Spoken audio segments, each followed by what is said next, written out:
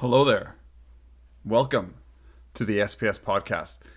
In this episode, we're going to be discussing 10 golden rules that I've collected over the many years of my personal development and self-performance journey, and how these rules are actually part of my one-on-one coaching programs. So I'm excited to talk about these rules and how they've affected my life, and then talk about how I use them with my clients. This should be a fun one. Let's get into it. You're listening to the Self-Performance Strategies podcast. My name is Stephen, and I am your host. The SPS pod is all about breaking down the complex world of performance and making it easier for you to build momentum in your life. Essentially, I'm here to help you do less dumb shit. The SPS pod is brought to you by the Pro Accelerator Program, a program specifically designed to help business owners and solopreneurs get rid of mental fatigue, save at least 10 hours a week, and also build a lot of momentum towards the key pillars and the goals that matter most to them. If that sounds like something you're interested in, check out the show notes and follow the links for the Pro Accelerator. But now, it's time to get into this episode. Hello. Welcome. We are in episode 54. Yes, episode 54. Thank you for being here. We're coming up on the 1 year anniversary of the SPS pod. That is in July of this year. I'm recording this in early June. So I might have to go and get a special guest for the 1 year anniversary.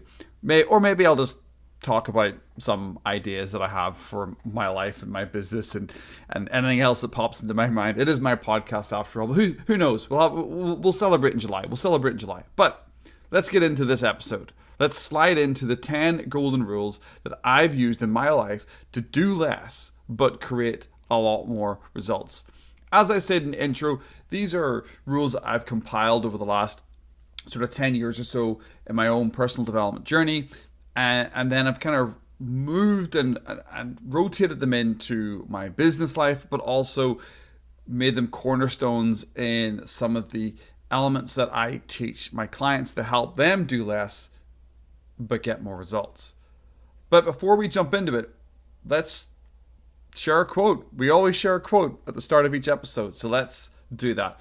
And this one comes from Robert Haaland. I've probably said that wrong, but you can check the show notes for the spelling. And he said, progress isn't made by early risers. It's made by lazy men trying to find easier ways to do something. This has got to be in my top 10, top 20 quotes of all time. Anytime a quote is out there in the world saying anything positive about being lazy, I'm going to put it in high regard, because I was lazy. 100%. I spent most of my life being lazy. It's because I didn't want to do the work or do a lot of work. But now, as I grew and as I developed as a leader, as somebody who runs a business, I've realized that being lazy can actually be a benefit, because you want to do things once and get maximum results. So you look for ways to use leverage, you could say, or you look for ways to do things just once. Like, you just want to have one meeting. So you want to make sure that everything is ticked off in that meeting, rather than having 3 or 4 meetings about the same subject. So with that said, I really like that quote, and it sets up these rules quite nicely, because these rules are about saving time. They really are purely about saving time and making life easier. And none of the rules is doing less dumb shit. That might make one or two of you laugh if you've been with me for my other episodes, because I do talk about that quite a lot. But not one of the rules is do less dumb shit. But a lot of the rules are around removing a lot of dumb things from your life so you can be more effective. Let's jump into rule 1. And rule 1 is pretty straightforward. I developed systems. Rituals, systems, habits, routines, whatever you want to call them. All successful people have systems. These rules help you structure your days. They help me structure my days, making me focus on the high value and high dollar activities in my life. Now, in my business now, it's high dollar activities. Before, maybe 10 years ago when I was first starting out, it was high value activities. It was working out, it was meditating, it was drinking water. It was not doing the dumb stuff, doing the dumb shit, eating crap food, going out partying. It was removing that from my life, but it was having systems to help me do that, like having a morning routine, having an evening routine. If it's important to you, and this is the key point here, if it's important to you, you need to create a system around it to help you get it done, to make it frictionless. So for me, writing content, I have a system around that. I have days and times I like to do it. I have ideas. I have obviously a Notion doc where I have all my sort of pillars that I talk about. I have a process that I would write a thread, or I have a process about how I would write tweets. And that's the same for working out. It's the same for meditating. It's the same for, growing a business, or it's the same for everything that you do in your life. There's a template or a system to it. And you need to develop those if you want to be successful, because they save you time. Because if you're just stepping up and deciding, I'm going to go and do X, Y, and Z, but you haven't first worked out some type of roadmap or template, you're going to procrastinate, and it's going to make it more difficult. And this is why within my coaching programs, I have a lot of these mini systems. I have a lot of these little exercises, from fear setting to open loops to energy vampires to the gap and the gain. All of these little systems and exercises help people build a quick roadmap so they're able to take action. And without those exercises, I'd be lost and my clients would be lost. So the first thing I did, and it's number one for a reason, because it really is the first thing that I did when I was turning my life around 10, 15 years ago now, when I was in my early 30s, was developing systems. It was those basic habits and routines. Rule number 2, I devote time to meditation. Pretty straightforward. I recommend all my clients do this. I recommend all my clients create space within some part of their day. Now, does that mean sitting in the lotus position for an hour in nirvana blissfully? If that's you, you do that. But that's not what everybody can do. But it's creating space in the day. Even if it's 10 minutes of just sitting on the sofa with your eyes open, breathing with a drink, you should do that. You want to create space in your day. Many successful people see meditation as a key part of their day. They go on walking meditation. The workout is a meditation. Reading can be a form of meditation. Journaling can be a form of meditation. Why do we do it? Why do people do it? Why do all successful people do it? Why is it one of those almost platitudes when it comes to self-performance? Well, because it quite simply improves your focus and thinking. It actually makes life better because you're allowing yourself to actually think through things. This rule, for me, rule number 2, has helped me observe what's happening around me. It's helped me sort of understand my reality at a deeper level. It helps me clear my mind, and it helps me focus on the right thoughts. For me, it's an essential habit. It's one of the biggest habits that has changed my life. Having systems for my day and meditation and journaling are probably the 3 big things in my life. And I would slowly start to add walks in there, long walks in there, because if I add that in there, which I probably should do when I think about it, when I'm saying it out loud, those 4 things have changed my life. Long walks, meditation, journaling, and having good systems around key things in my life have just made my life 10 times easier. I've 10x'd. I've 10x'd. And those types of systems and processes like meditating, journaling, walking, those are things that I highly recommend all of my clients to do. Why? Because they're excellent for you. So they work for me, they work for everybody else, they're going to work for you if you're listening to this. Rule number 3, I do less. Now, this isn't about being lazy. This is about being selective with what you do and you choose to do. Having 3 key pillars in your life, having 3 key pillars maybe for your business, or 3 key projects for your business underneath your pillars, and sticking with those. And if anything else comes along that is outside of those projects or pillars, you say no to it. It's about being selective. This rule helps me do the right amount of tasks at the right time, helping me succeed. There is a intrusive thought or a bad line of thinking out there that you have to be doing 100 things for 12 hours a day if you want to be successful as a business owner, or if you want to be successful as a business leader, or in any walk in life. And then you beat yourself up mentally when you don't get those 100 things done. You know those massive long to-do lists that people have, and I think they're complete dumb shit, because you just beat yourself up mentally because you have 100 things on your to-do list, but you only get like 2 things done. You're like, oh, I've got so much to do, so you beat yourself up. That's absolute bullshit. So rule number 3 is I do less each day. I have 3 things for each day, and I get them all done. I might have 20 or 30 things in my journal that I want to actually get done, but they're off to the side. They're not today. I'm focusing today on these 3 things. And if I get those three things done early, if I can speak properly, I might do a 4th thing, possibly a 5th thing. But the bare minimum is the 3 things. So I do less. And then if I pull out to the macro with my pillars, if I think about my business, I have 3 key areas in my business that I'm currently focusing on. And they're all overlapping. They're all pretty tight. I have my core coaching offer. I have my content and social media and my writing, my newsletter. And I would even put this podcast in there as well. And then the 3rd pillar is building programs and adding a community to my little world.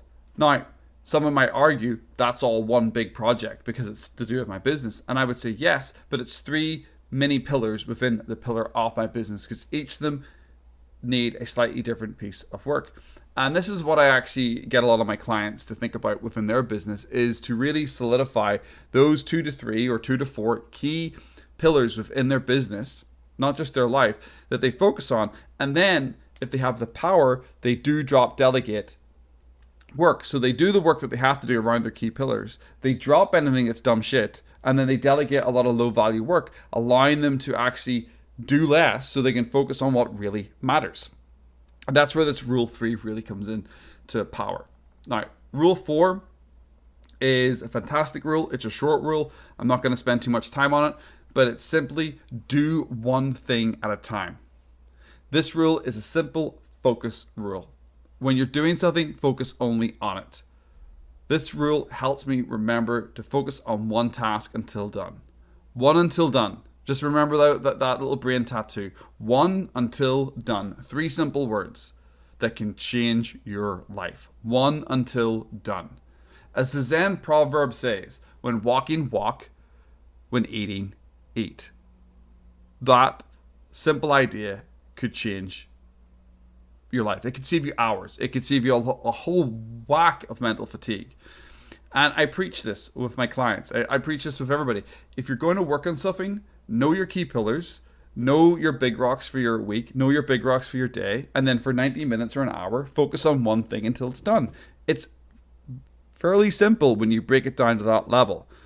Remove distractions and focus on one thing until done. And that's rule 4. Rule 5 is I do things with intention. This was a big shift for me.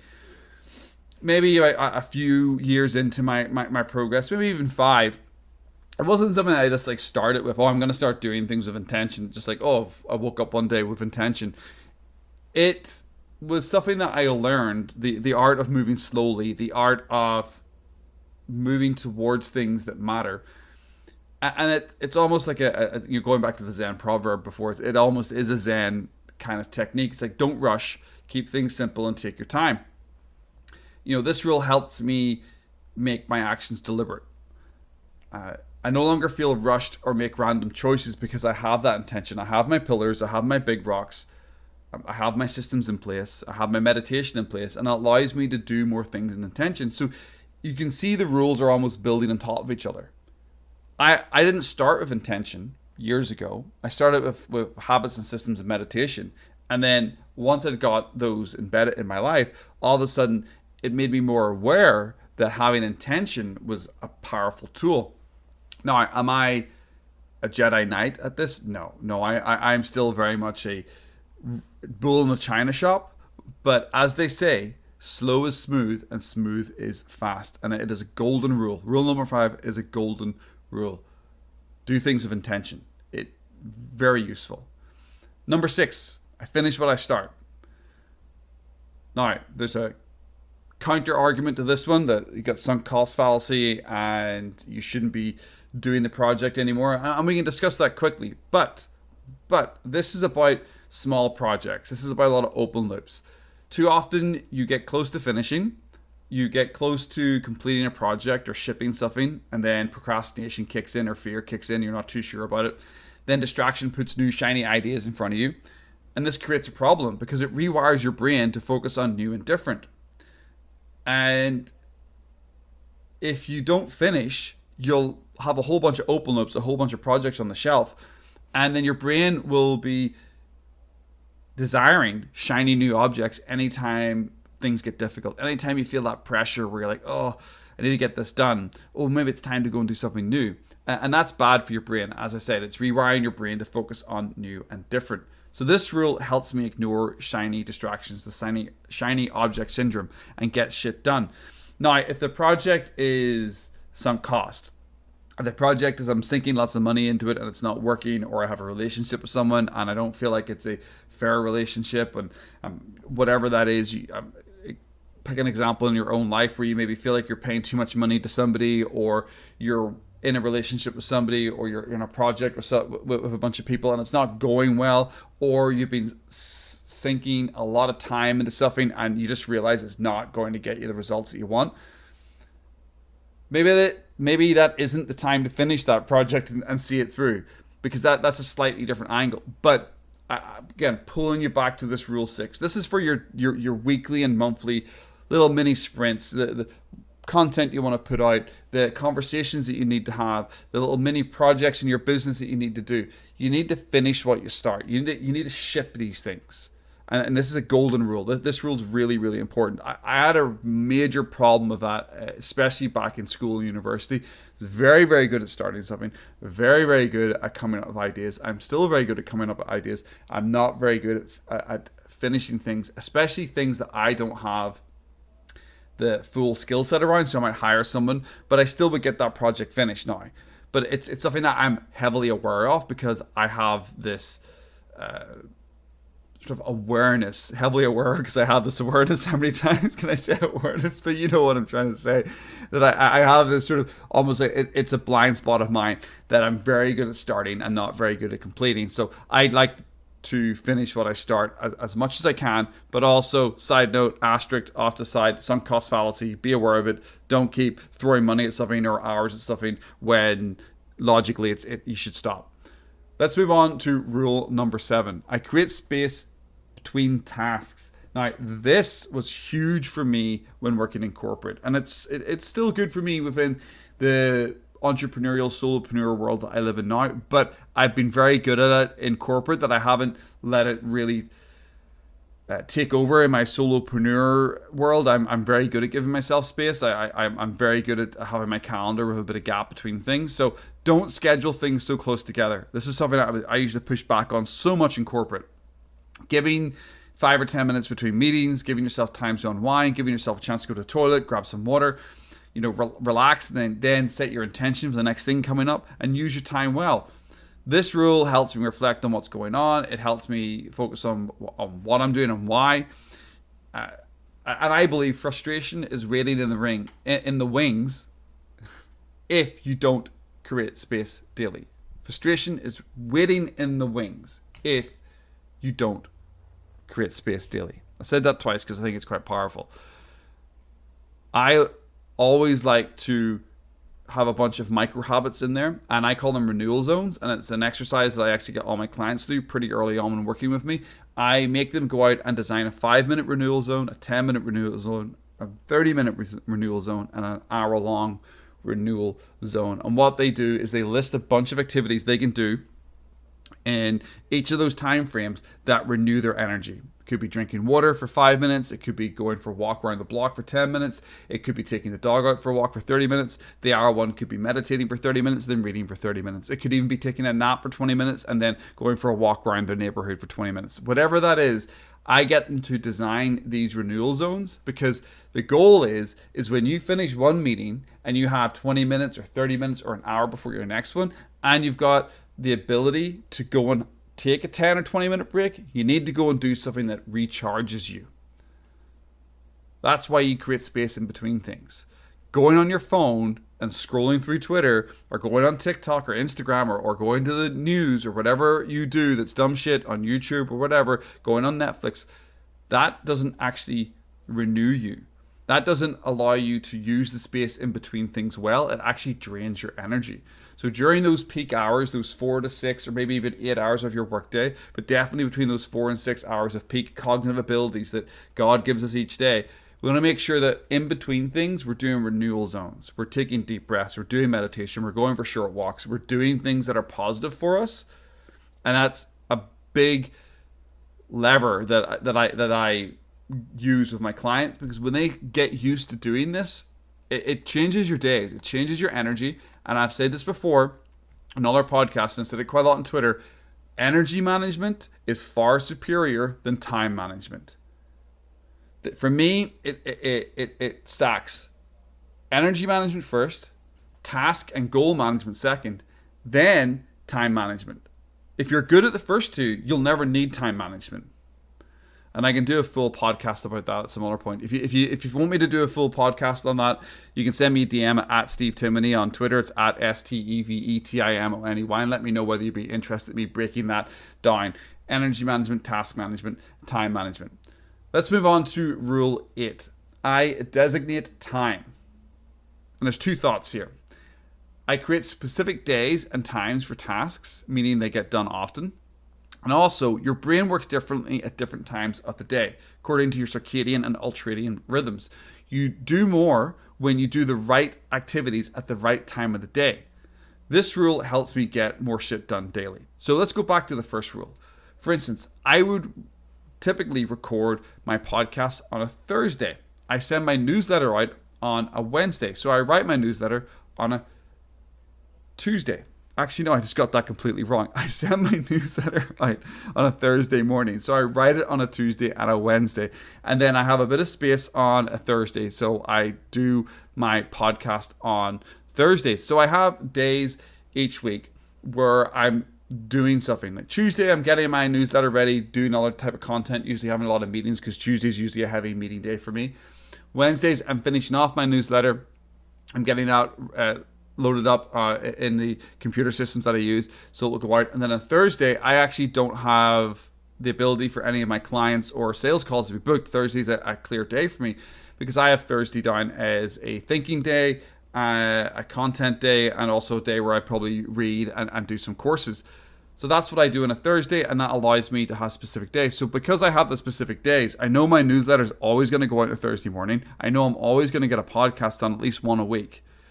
And that allows me to flow through the week. Now, I have different things for different days as well, but my weeks look very, very similar because I have these designated times and days where things chug along and they keep happening for me each week. And it's important. Like Sunday morning is big for me. I've talked about this on Twitter, maybe even talked about it on the podcast before, but that's when I do my reviews. The second point here is your brain works differently at different times of the day, 100%.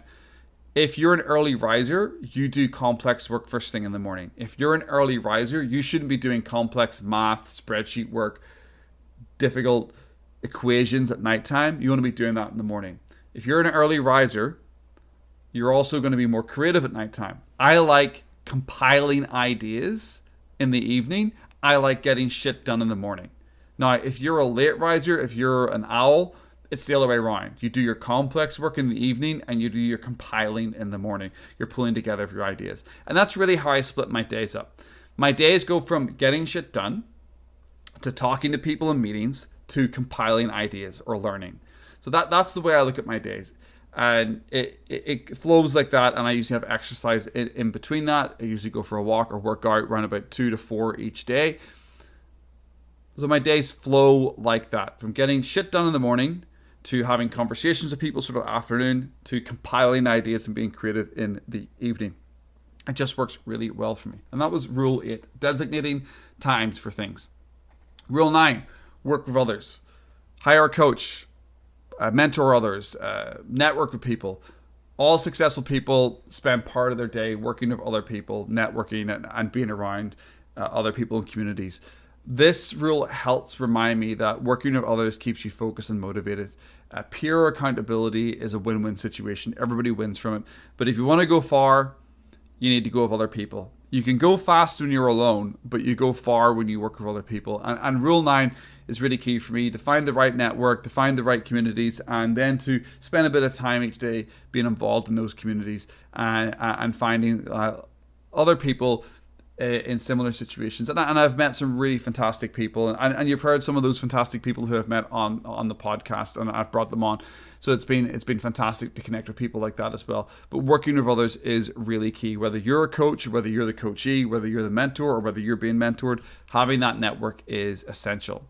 And then the final rule, a big rule, a rule that really helps me get over disappointment very quickly.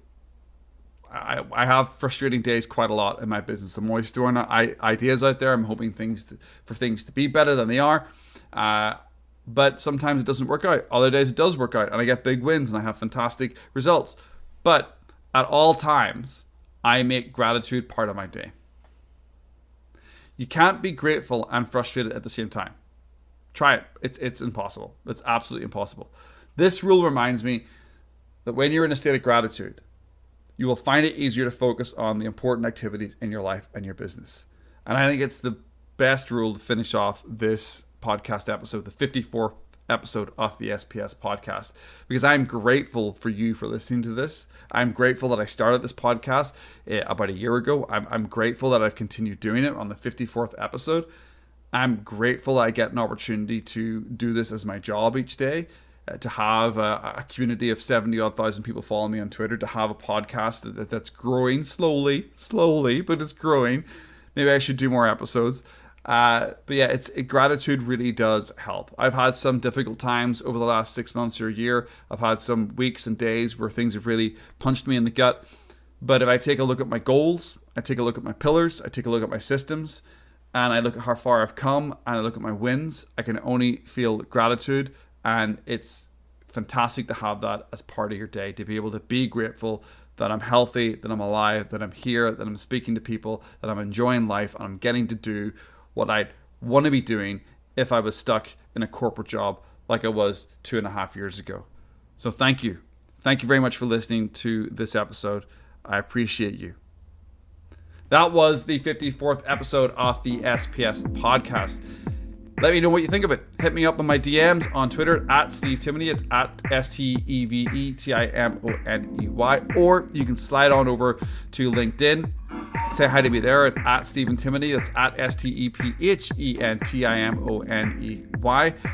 And on top of that, you can go over to my main website, which is at stephentimoney.com, STEPHENTIMONEY.com, and you can check out all my other episodes of the SPS podcast. You can check out all my newsletter episodes, and of course, you can check out my one-on-one coaching program, the Pro Accelerator.